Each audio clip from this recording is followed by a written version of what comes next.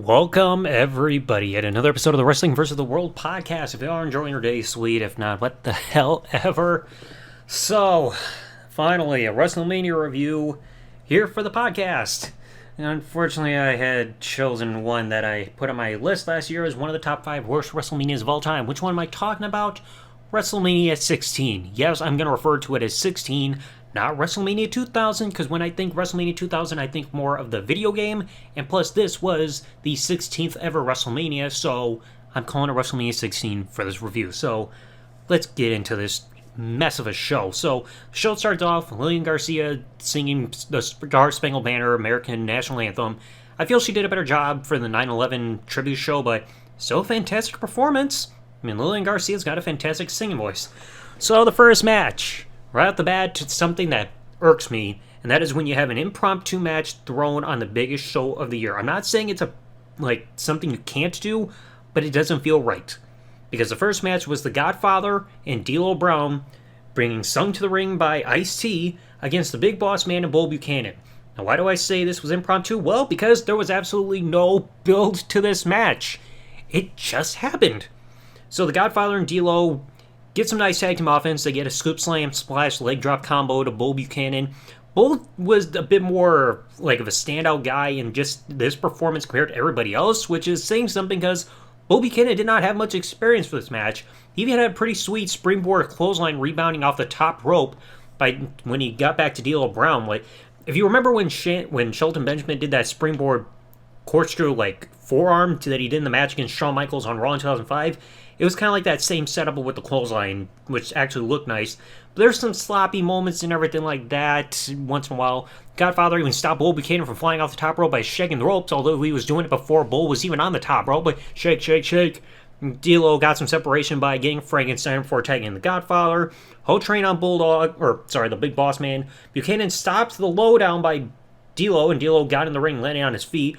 Boss Man got his Boss Man slam, and we also saw a top rope leg drop right afterwards by Bull. Both moves done on D'Lo, and Boss Man and Bull Buchanan won the tag match. This match, like I said, it had some iffy moments, and a lot of time just was spent keeping D'Lo isolated. It didn't feel like there was much time even given for the Godfather, who was the most over guy in the match, because the crowd was popping for everybody, going along with his catchphrase at the beginning of the show and everything like that. It was just a waste of time, hands down. Because like I said, there wasn't even a match graphic shown for this because it was just thrown together because that was a theme you saw for something that you would see throughout the show. A lot of people being put on this one show overall. Now, this next match is where that was actually done right. Match number 2, the Hardcore Battle Royal for the Hardcore title. Crash Holly defending the championship against Bradshaw, Farouk, Funaki, Hardcore Holly, Joey Abs, Mosh, Pete Gas, Rodney, Taka Michinoku, Taz, Thrasher, and Viscera. The rules of the match are there's a 15-minute time limit. Title can change hands anytime, any number of times throughout the entire match. All falls will recognize a new champion. Whoever gets the final decision at the end of the time limit will determine the final champion of the match. And I think they kind of established a rule that the only way you can become champion is if you pin the active champion. So you can't pin some other random person in the match and be declared champion, because we would see this a lot. So it felt like a bit more of a free-for-all compared to what we see with the championship scramble in years later. So the build to this match was that Crash Holly, while he was hardcore champion, introduced the 24/7 rule, which means the title is always on the line 24 hours a day, 7 days a week, as long as a referee is present. This match was put together because they were having so many matches and segments where Crash was just getting chased everywhere. Hotels, airports, fun play areas, in massage parlors, so on and so forth, by so many people wanting his title, so people that were going for his title were put into this match. So this match was actually a pretty big car crash overall action.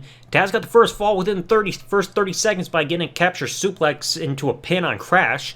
You saw Viscera slam Taz into the ring post and power slam him on the floor for the second fall. It would take several minutes just for the next fall of the match to happen. Everybody tried piling on Viscera because, of course, he was the biggest man in the match. Maj at one point jumped on Viscera's back with a sleeper hold, but then Viscera no-soloed by just taking the cookie she had in his hand and just swung it back, boom, right in the face. The APA throw Viscera off the top rope, which I'm surprised did not break the ring. Farouk ended up taking a 2x4, a standard one, not a different one we would see later on in the night, to break across Viscera's back, and Bradshaw gets a flying shoulder block off the top rope, and you had like 3 men piling on for a pin on Viscera: Funaki, Taka Michinoku, and I believe Mosh. Like, I think he was the one wearing orange. Yeah, Funaki was credited for the fall despite the fact that there were 3 men pinning Viscera at the same time. Then everybody starts hightailing it to the back. Everything starts getting used as a weapon. Funaki ended up getting whipped into a pile of the steel barricades by Rodney, and he got the pin. Joey Abs immediately retaliated with a government suplex on Rodney, got the pin there. Joey Abs ended up whipping Rodney into the steel garage door and by Thrasher, and then got a clothesline afterwards. We've seen that spot where that garage mesh door, whatever you want to call it, is laying there because you got vehicles going through there. He got smashed into there, clothesline, boom, Thrasher is the new champion. Action gets brought back into the aisleway, everybody's started doing more action. P-Gas grabs a fire extinguisher and uses it on Thrasher to get the pin on him. Taz gets a T-bone suplex to P-Gas on the floor and gets that pin. Crash grabs the cookie sheet. He starts smashing on Taz, pins him in the ring, but then Taz no-sells it by getting back up. Taz mission on Crash. Harker has a candy jar, slides in the ring, smashes it in both Taz and Crash Holly's faces, and gets the final pin to a botched decision, which makes Hardcore Holly the Hardcore Champion. The reason this was botched was because the time limit was just supposed to run out as the pinfall was being counted in order for Crash to luckily get away with the championship. But unfortunately, Tim White was given a bad countdown timing in his earpiece. That messed up the finish, so Hardcore Holly became champion. This overall match, you saw 10 title changes in all this, with Taz being the only man out of the winners of this match to win the belt twice in the match. I mean, I know the APA, neither man of the APA got the pin in the match. I believe Mosh didn't either. But Taz became a 2-time Hardcore champion in this match time limit alone. And with that botch, they actually took the title off Hardcore Holly, put it back on Crash the next night on Raw. But overall, this was a fun match, even though the finish was botched, like I said, for the reason. P-Gas was very bloody. You saw him get hit in the head with one of those square fans, like you all know what I'm talking about, like right in the face, and he just bled all over the place afterwards. And majority of the match you kept seeing with people that weren't trying to get the pin were just smashing each other over the head with weapons, like rackets and cookie sheets and trash can lids and all that, and it felt excessive, but this match worked for what it was. It was fine. I mean, I'm not going to hold it against it. So after this, you saw footage showing WWF Access prior to WrestleMania, signings and all that, and you even saw Shawn Michaels, Stone Cold, and The Undertaker doing signings there. Shawn Michaels, he hadn't been appearing a whole lot by this point in the company.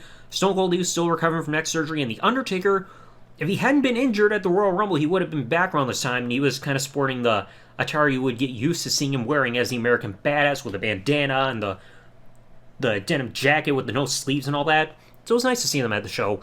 Well, after this, now, Al Snow and Steve Blackman are having a talk in the bathroom because Al Snow has got somebody in the bathroom stall that he doesn't want Steve Blackman to see. So it's like, oh, hold on, like, I got a surprise for you, don't worry, just get out of here. And of course, the person in the stall is passing gas and all that shit. Well, at least match number 3, Head Cheese, Steve Blackman and Al Snow versus TNA, Tess and Albert. Another match that was just thrown together because there was no build. So the faces are in the ring, and Al Snow brings out their mascot, Cheese McCheeserton, or whatever his name is. It was just a guy in a square or triangular piece of cheese being like, yeah, slap my ass, and yeah, you guys be happy that I'm here. And right off the bat, the only thing you remember to start this match is that JR's headset starts malfunctioning, which I think, first time we've seen that since, I think, In Your House Buried Alive. So, like, it takes a couple minutes for that to get set, so Lawler's on his commentary on his own. Tess and Blackman are trading fast-paced offense, which I liked. I wish we could have seen more offense between these two in matches. Al Snow gets a slingshot, leg drops to the back of Albert's head after he got tripped up with a drop toe hold, but then as soon as Al Snow gets up, he gets a big boot right to the face.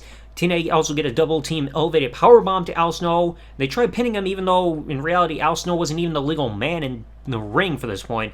Both the babyfaces tried getting tag team maneuvers on Tess to wear him out with like a backbreaker or leg drop combo. Albert starts attacking Snow. We see like strong offense with like press slams and choke slam power bombs and all that shit.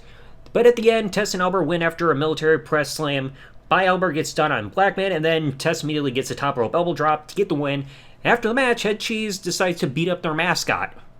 Okay, well, this was a complete waste. I mean, overall, this match just did not work. The crowd did not care one bit. Never felt like the match even got out of first gear. I mean, this was like 7 minutes and was just a waste of time. And Head Cheese wouldn't even be together for that long. Like, they would break up shortly thereafter, just like D'Lo and Godfather. And I forgot to mention, D'Lo and Godfather broke up a couple weeks after, like, on the April 20th, 2000 episode of SmackDown. And after, like, when D'Lo attacked the Godfather after they lost a tag match to TNA. And then D'Lo started doing the tag team stuff with Lowdown, and the Godfather went to the rights to censor shit. I mean, Head Cheese was broken up shortly after this match, too. Backstage, the Cat is naked in her little dressing room talking to Mae Young, and we get those creative moments to try to cover up the fact that the Cat is naked, like cell phone covering up her breast when she's getting a call, a t-shirt to cover up her pussy, water bottles to cover up her breast skin. The kind of creative censorship there. Then we get to the big match after this whole segment. Match number 4, the Dudley Boys, defending the Tag Team Championship against challengers Hardy Boys and Edge and Christian in the Triangle Ladder Match.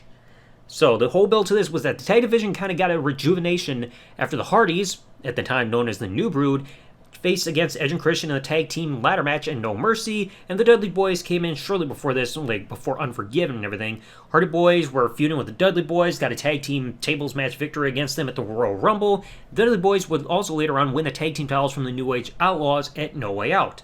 Well, that exact same night in No Way Out, Terry Runnels would turn on the Hardy Boys and cost them their tag team victory against Edge and Christian, which meant Edge and Christian with that tag team match victory became rightful number 1 contenders to the tag titles. But then continued turmoil between all three teams started ensuing between Dudley Boys, Hardy Boys, Edge and Christian, and that would lead to this legendary encounter. So, I mean, this match was just a car wreck just from the get-go. Jeff would get a nice whisper in the wind early in the match to Bubba Ray, but then Bubba Ray would retaliate right afterwards with a Bubba Bomb, poetry motion by the Hardy Boys to Bubba, who was in the corner behind a ladder.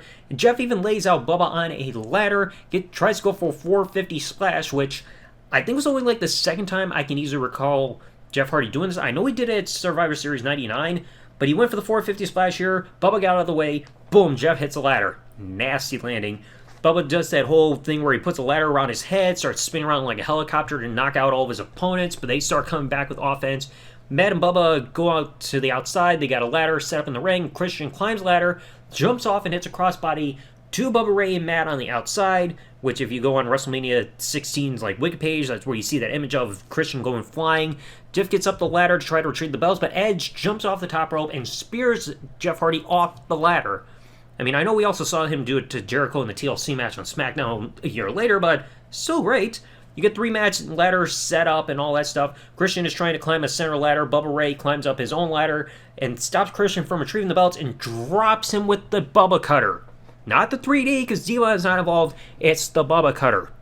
Get that right. Some more action still going on. They're messing with the ladders. Edge and Christian even get a double suplex to Devon off the ladder, which crowd start chanting holy shit for. Everybody is on top of the ladders. They're brawling and all that stuff. But then as soon as all 3 ladders are set up, Christian and Jeff are in one ladder, and then everybody else are on the other 2 ladders. Christian and Jeff's ladder gets pushed over, and both Christian and Jeff go flying over the top rope and smash into the floor, which if you listen to the impact, it's pretty nasty, especially for Jeff, because that whole high-risk stuff is just horrifying to see. Christian gets smashed between 2 ladders as part of a stand wedge, 3D to Edge, which everybody loved, and then get the tables, because we're going past the ladder stipulation at this point. One table gets set up to be a bridging platform between 2 ladders in the ring. You see 2 more tables set up in the ring and one over by the commentary team and all that shit. So Bubba's on the outside. He's got Matt Hardy while he's on the announce table. Devon's climbing up a ladder, sets up Jeff on the ladder, or on the table. Devon goes flying off the ladder, but misses Jeff, who rolls out of the way and eats table. So Bubba Ray's pissed off. He's on the announce table, takes Matt Hardy and power bombs him through the table that's right in front of him on the floor. Ugh, that should have just completely taken Matt out of the match. Jeff, as soon as he's up, he's running the barricade to try to attack Bubba, but Bubba, when they're in the aisleway, takes the ladder and just chucks it at Jeff in midair. Surprised he didn't break anything from that.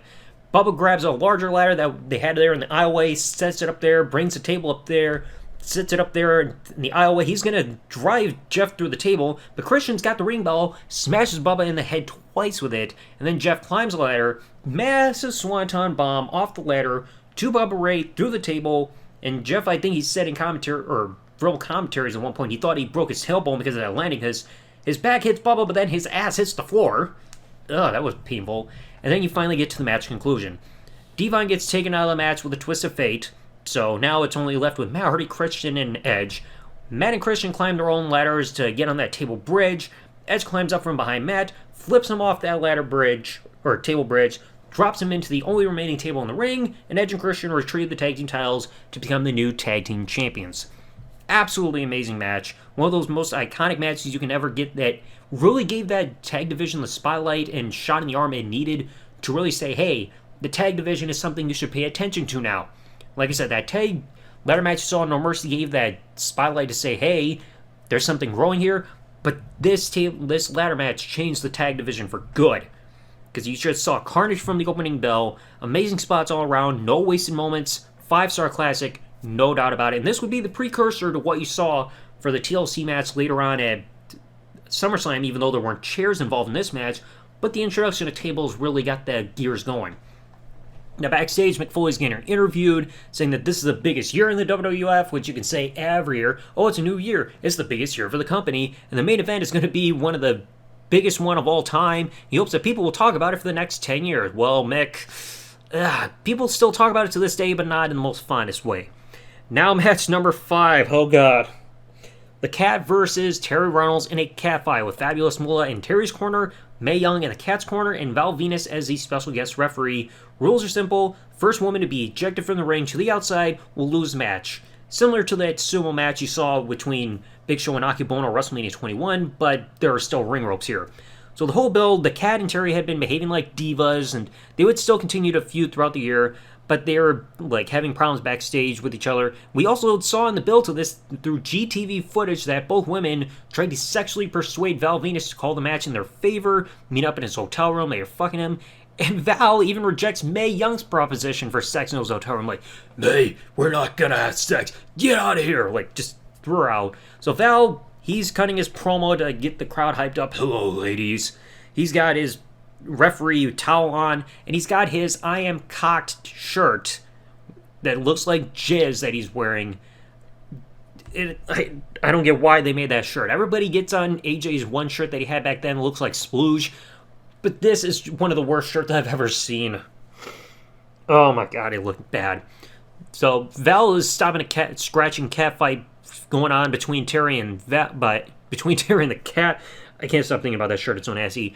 He picks up Terry, who kisses Val before them being dropped. Cat's like, oh wait, I can do that too. Kisses Val. Mae tries stripping to distract Val during this match, and then Terry gets thrown out of the ring, despite the fact that Mae pretty much stopped her own woman from winning the match. But then Moolah throws Terry back in the ring without Val seeing it. So the match is still going on. Mae throws Moolah into the ring for another distraction, and Mae starts kissing Val, and Val's just like, oh, this is nasty.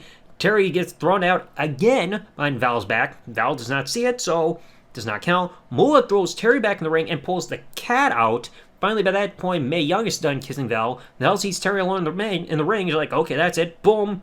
Calls for the bell. And post-match, Mae does the Bronco Buster to Moolah, and the Cat gets a bit of retribution by ripping away Terry's pants.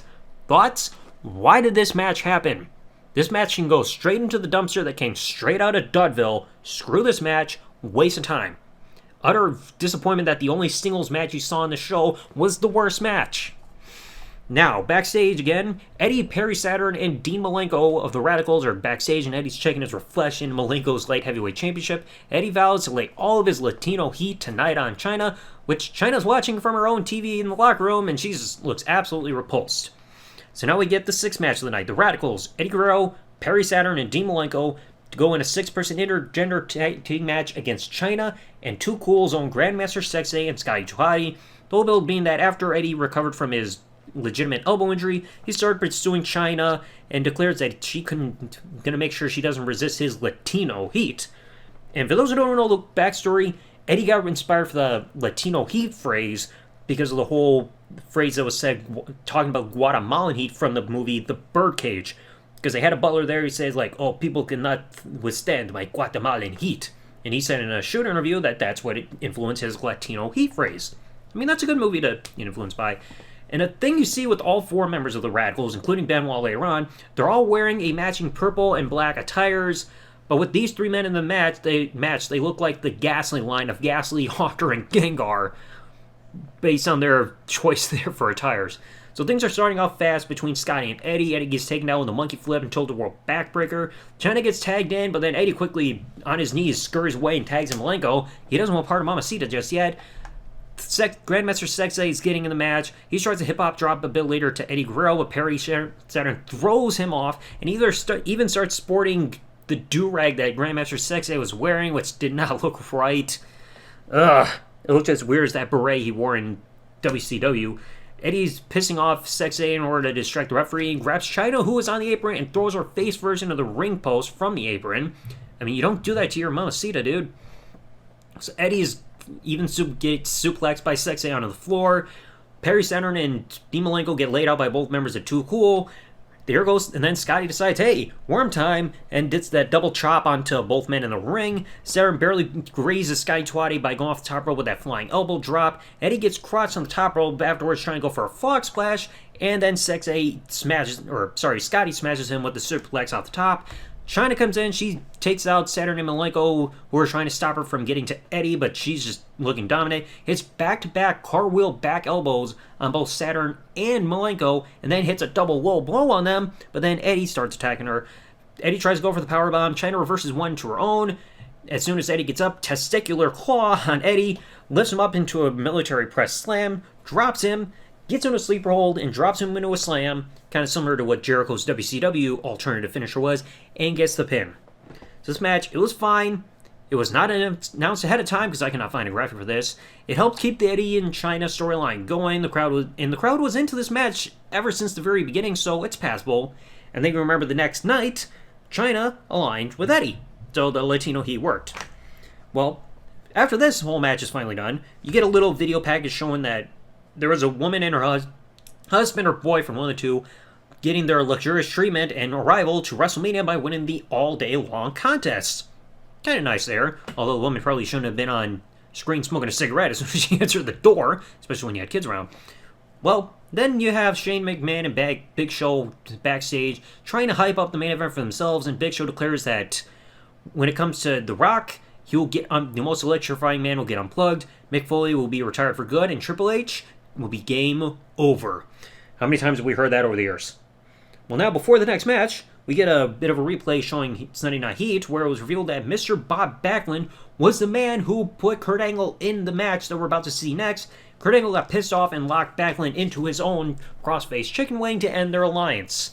So unfortunately, that did not last more than, a month or two?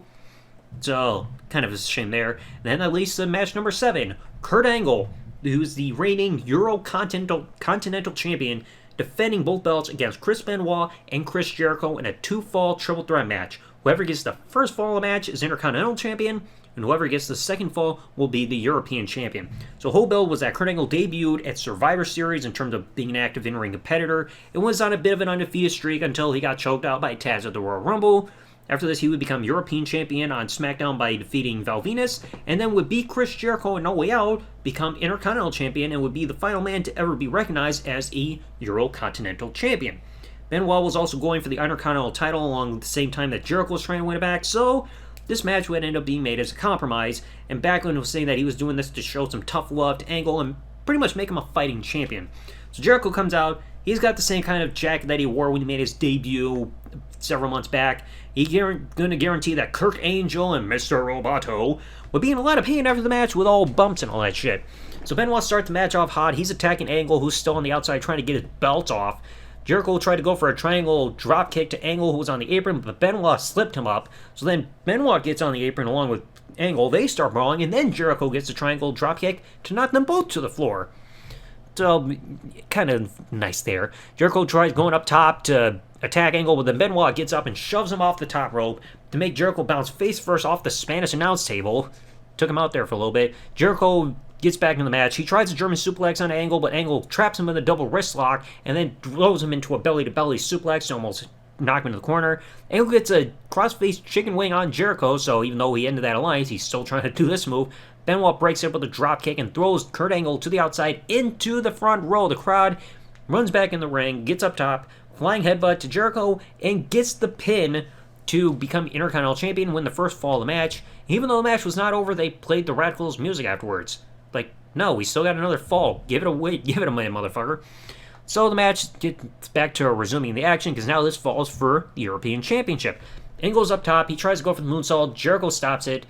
Then Jericho gets crossed on top rope. Benoit catches Jericho and drops him with a back superplex. Then Angle finally catches his bearings, tries to go for the moonsault. Benoit avoids it, so then Angle smashes into the canvas because that's a move he can't hit that often. Jericho gets the walls of Jericho and Angle, but Benoit quickly breaks that up with a shot of his own. Jericho's going on offense. He gets a spinning wheel kick onto Benoit, knocks him to the outside. Jericho even gets a double powerbomb on an Angle, and then Benoit slides back into the ring, gets a German suplex trifecta, with the third one with a bridge for a near fall, and Benoit even gets a dragon suplex on Kurt Angle, which they kind of mess up trying to count the pin because Angle's shoulders weren't on the ring canvas during the whole time. And I wish we would see this move come back, like that full Nelson into a bridging suplex, dragon suplex. I missed that move. Jericho also wipes out the referee before Benoit puts him in the crippler crossface, and Jericho was tapping out, so referee did not see it. Jericho's up, gets the walls of Jericho and Benoit, and Angle breaks that up with the Intercontinental Championship belt to Jericho's face. Benoit goes up top. He's trying to go. He misses the flying headbutt on Angle, and then Jericho gets a lion salt onto Benoit and pins Benoit to become European champion. So the match is finally over. I mean, this overall is a great hidden gem of a WrestleMania match. I kind of wondered how this match could have been if they didn't have this stipulation and waited about another year or two when Angle was really getting into his prime, like, and getting comfortable in the ring, because these three men were no slouches. And you can imagine how much bigger a triple threat match would have been when Angle is more confident in the ring, because the following year was when he started pumping out these bangers of matches just left, right, and center. But this match was a great match, probably like 4 out of 5 stars, and Angle was kept strong by not taking either decision in this match, so he had a case of still being strong, like not being beaten for his titles, because the falls happened between both challengers. But it was kind of a shame that Jericho's run as European champion would end the following night on Raw when China turned on Chris Jericho to align with Eddie and give Eddie the European Championship. You go backstage, Michael Cole's interviewing Vince McMahon about if he'll play a factor in the main event. I mean, it's McMahon in every corner. Vince states that by the end of the night, he'll make things right with everybody. Uh-oh, foreshadowing. Match number 8. Tag match. D-Generation X being represented by X-Pac and Road Dogg, the only members remaining of that faction, against Rikishi and Kane. So this will build. Kane and X-Pac had been feuding ever since the fall of '99. They were friends and tag champions. Then X-Pac later turned on Kane to make him think he was part of DX when he wasn't, stole his girlfriend from him. X-Pac at one point used a flamethrower in Kane's face. He eliminated him from the Royal Rumble match, and even pinned him in their no-holds-barred match at No Way Out. So then this match was finally set up and would be used to conclude the overall feud. I wasn't exactly sure why Rikishi was added, but it would make sense when the match happens. So before the match can even happen, Tori is getting Paul Bearer's face, and she backs away from Bearer after she slapped him in the face, but he no-sells a slap. Then Kane goes to the outside. Crowd pops when Kane gets his hand around Tori's throat. So they thought, oh, finally, this bitch is going to get attacked. Well, then the offense starts getting a little bit quick pace. Road Dogg eats a stink face pretty early on. Tori almost eats one, but then gets pulled out of the ring. And DX is like, no, we're leaving. We're not letting that big ass go in Tori's face. Action gets brought back to the ring. X-Pac gets his own Bronco Buster on Rikishi. And Road Dogg does his usual stick of offense, like the shake, rattle, and roll punches, flying forearm, and the wobbling knee drop to Rikishi. Rikishi starts no-selling offense by X-Pac, throws him up in the air with a pop-up cutter, which I believe is a throwback to the whole Samoan SWAT team tag team that you had back in the day. King gets tagged in. He's doing the whole hot tag offense. X-Pac gets yanked out of the ring to avoid a stink face by Rikishi when X-Pac is in the corner. And Paul Bearer takes Tori and throws her in the ring. Kane throws Tori into the corner, and then Tori finally eats the stink face. Tombstone on X-Pac, and this short match is over after 4 minutes. Holy shit. Then post-match, you see Too Cool come back to the ring, Rikishi's in there, and you see the San Diego Chicken from the year prior, I believe, if Mary serves me right. And Kane and the commentary team are completely convinced that Pete Rose is in this costume after what happened last year, so the dance routine goes off with Chicken, everything goes alright. But then Kane tries going after the Chicken, because he's like, oh, I know this is Pete Rose, but then the real Pete Rose jumps in the ring with a baseball bat. Rikishi stops him from using it. Kane turns around, grabs Pete Rose, chokeslam him in the ring, throws him in the corner, and Pete Rose, after also taking a crotch shot by Paul Bearer, Rikishi gives him the stink face. So it's nice to see that this Kane X-Pac feud was finally over. He finally got his overall retribution against X-Pac and Tori, but this match just fell too short, and I guess Rikishi was just added to the match in order to help humiliate X-Pac and Tori after all the shit they had done to Kane, so I guess it makes sense to add Rikishi, but like just for the embarrassment factor and all that stuff, but it just felt like it could have just been something special between Kane and X-Pac to close that one-on-one feud, and it's just a case of extra people being thrown in. Well, now we're on to the main event, but before then, Kevin Kelly interviews The Rock backstage, and The Rock recaps all the hell he had gone through over the last year since the previous WrestleMania, which was also the last time he had been WWF Champion at this point, and that this match is about nothing else other than who's going to walk out as the WWF Champion. So now we get to the ninth and final match, Triple H, the WWF Champion, defending the championship against Mick Foley, The Rock, and The Big Show in a fatal four-way elimination match for the WWF Championship. No disqualification, and each fall can only happen by pinfall. So this build was just out of control. So Triple H had been dominating with Stephanie ever since it was revealed that they were in cahoots and on-screen married to get power away from Vince McMahon. And around that same time, The Rock won the Royal Rumble match, but Big Show provided video evidence from a different camera angle that shows that The Rock's feet did hit the floor first, so Big Show would get a match against The Rock and would defeat him in No Way Out to get his title shot at WrestleMania thanks to Shane interfering. But then The Rock would also earn his way back into the match to make it a triple threat match, and then afterwards, it was revealed that, well, also around this time, Stephanie became women's champion, so power couple was going on, Triple H was running roughshod throughout the company, and then Linda revealed that Mick Foley was now the fourth entrant into the match despite retiring after his loss in No Way Out, so they retconned the retirement angle, and it would be a fatal four-way elimination match with a McMahon in every corner. Vince in The Rock's corner, Stephanie in Triple H's corner, Shane in Big Show's corner, and Linda in Mick Foley's corner, who you kind of forget was ever there in the first place. So finally this match happens. Big brawl is already starting off, Foley going after Triple H and The Rock going after Big Show, so still kind of going off their fuse there. Big Show is showing his power. He's dominating over everybody individually. He even dropped Mick Foley, who was like on his back trying to rake at his eyes, but then fell backwards, kind of similar to what we saw the year prior, WrestleMania 15. It's kind of like an electric chair drop of sorts, but to the torso. Triple H is flying at Big Show. He's trying to go for the chokeslam. Foley kicks Big Show in the nuts to stop the chokeslam. And then we see the other three guys doing a 3-on-1 beatdown on Big Show. Numbers game are catching up. Triple H and Mick Foley go to the outside, and Triple H takes a chair shot to the gut, because again, no disqualification. Then Big Show bounces off the rope. Mick Foley takes a chair, smashes it into Big Show's back, and rock bottom. Big Show's eliminated in less than 5 minutes. What was the point of that? So now we're down to 3. Foley, Rock, and Triple H. Triple threat. 2 more falls to go. So The Rock and Mick Foley are refusing to work with Triple H, who's trying to coerce both of them to fight the other guy. So instead, The Rock and Sock Connection are working to tear down the WWF Champion. Triple H, he's taking a lot of offense.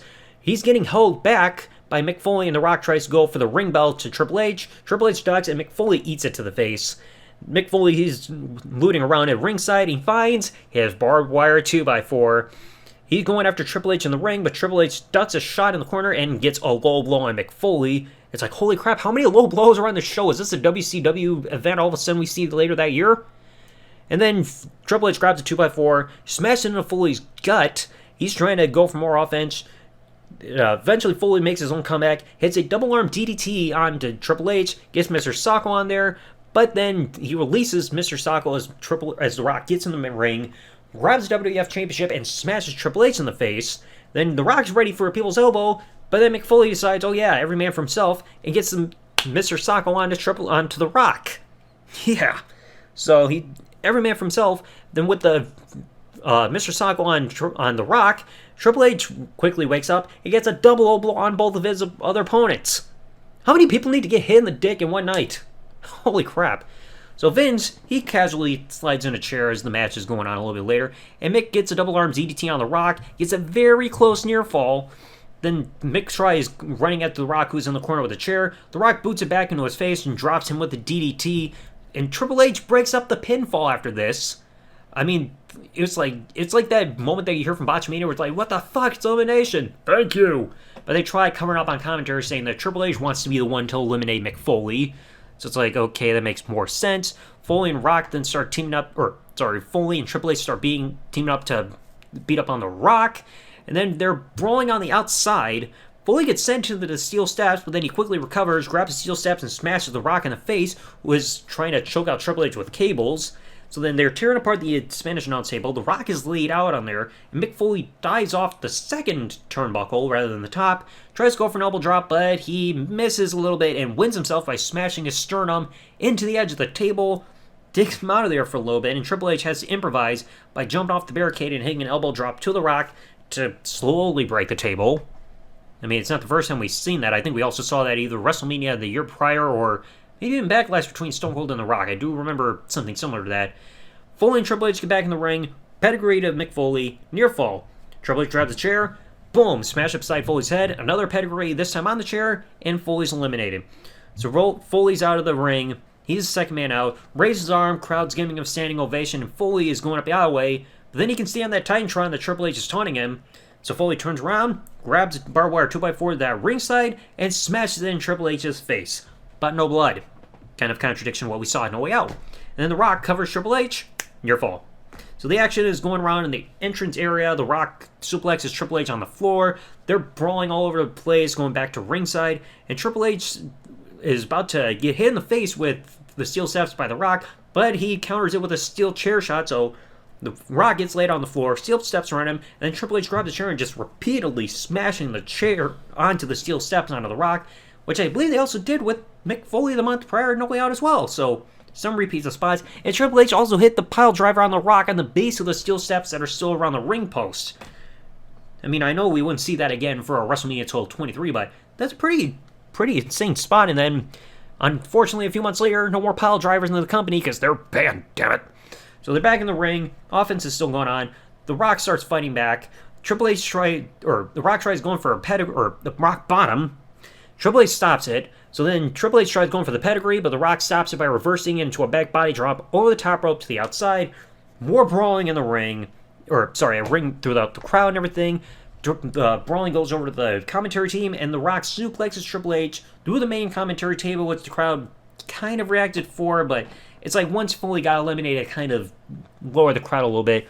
Triple H tries attacking Vince at ringside, but Triple H gets thrown to the ring post, and then Shane comes sneaking back to ringside and attacks his dad and even smashes him in the face with a monitor.